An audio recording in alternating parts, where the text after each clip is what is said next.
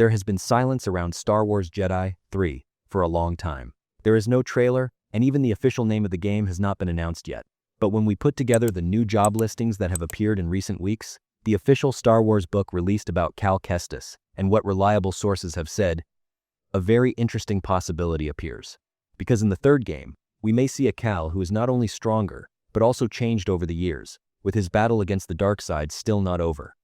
Even more importantly, Luke Skywalker now officially knows who Cal is. So does this mean the two of them will meet in Jedi 3? Let's put together all the pieces we have. Before we begin, let me warn you, there will be major spoilers for the ending of Jedi Survivor in this video. Because to understand where the third game could go, we first need to remember where the story left us. After Bodhi's betrayal, Cal, Merrin, and Grease finally reach Tanalorr, but Sari, Cordova, and Bode lose their lives. Bode's daughter, Kata, is left under the responsibility of Cal and Merrin. Sari's final message to Cal also specifically tells him to guide Kata through the darkness. So it looks like the center of the third game will not only be the Empire, but also the relationship between Cal and Kata.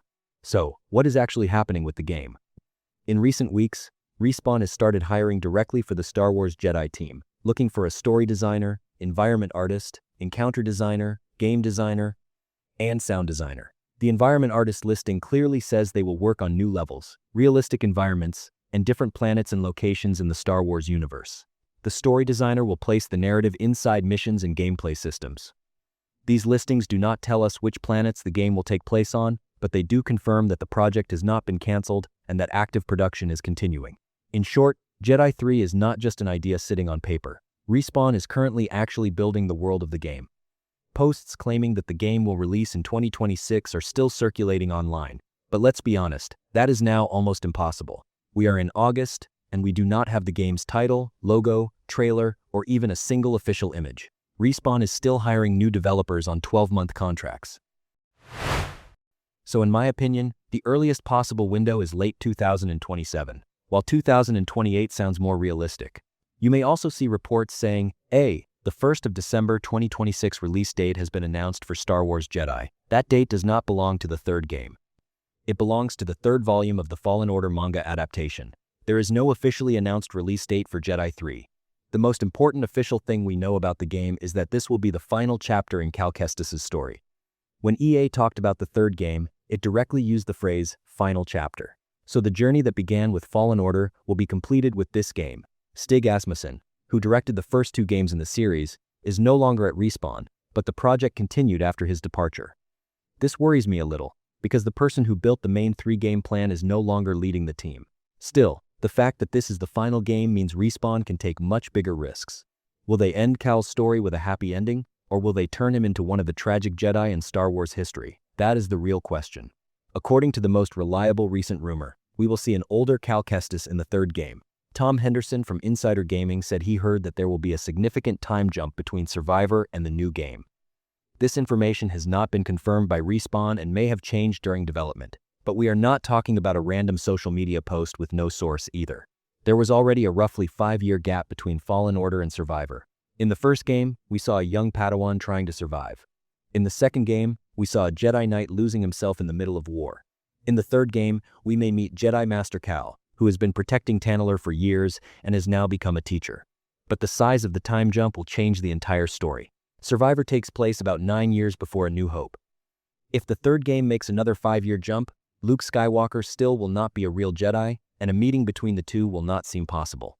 For that to happen, the story needs to move closer to the time of A New Hope or the years after the fall of the Empire. That would mean at least a 9-year time jump after Survivor.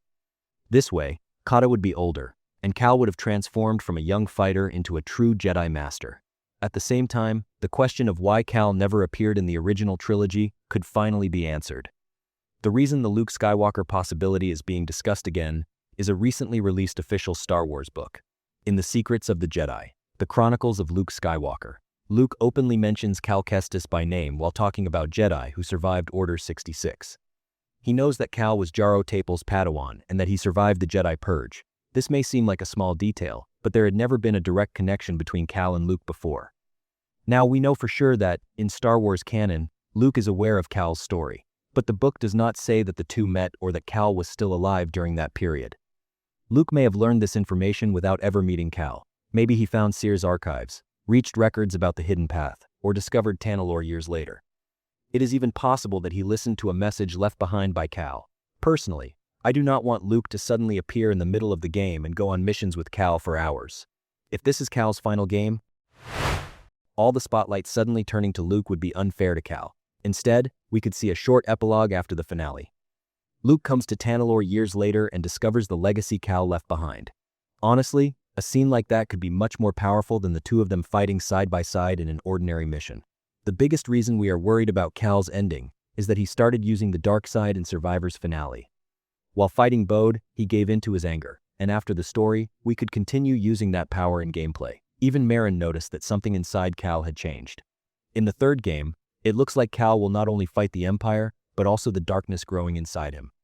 On one side, there is Merrin and the life they are trying to build together. On the other side, there is Kata, whom he needs to protect. While Cal tries to teach Kata the right path, he himself may slowly drift away from that path. This time, the master trying to save the student may need to save himself first. We do not know whether Kata is force-sensitive, but it is almost certain that she will play an important role in the third game. Ciri's final words being specifically about Kata was not for nothing. If a time jump happens, we may see her not as a small child, but as a young fighter. She will have been raised by Cal and Merrin, but she also will not forget how her father died. On one side, she may see Cal as a member of her family. On the other side, she may feel anger toward him because Cal is still the person who killed her father. That alone could create a very strong story. In fact, I would not be surprised at all if Kata becomes a second playable character in certain sections. There is also a leak going around claiming that Cal and Merrin will have their own daughter, that Kata will feel jealousy toward this girl, and that Cal will use a white lightsaber. But the source who shared this information already got claims like a guaranteed May 4 reveal and a 2026 release wrong. So, it would not be right to present this as a real leak. Still, the idea of a white lightsaber fits the story very well. If Cal purifies a red crystal that has been corrupted by the dark side, that could also symbolize him defeating the darkness inside himself.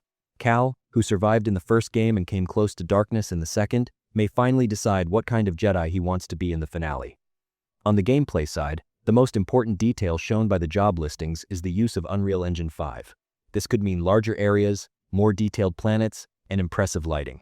But before graphics, I think about performance, because Survivor launched with serious technical problems, especially on PC. Respawn can expand the world, add new lightsaber styles, and turn Tanalorr into a massive hub. I would love to see all of that, but first, the game needs to run properly. When I look at the current picture, I think Jedi 3 is in active production, that they are preparing for an older Cal, and that the story could bring us closer to the original trilogy. The Luke connection is not confirmed, but it is now much more possible than before. So do you think Cal Kestis and Luke Skywalker should really meet in the third game, or should this finale focus entirely on Cal's own story? Would you want Kata to be a playable character? And most importantly, do you think Cal Kestis can survive this final adventure? Definitely share your own theories in the comments. If you enjoyed the video, do not forget to like it and subscribe to the channel so you do not miss new updates about Star Wars Jedi 3. Your support is truly very important to me. See you in the next video. Take very good care of yourselves.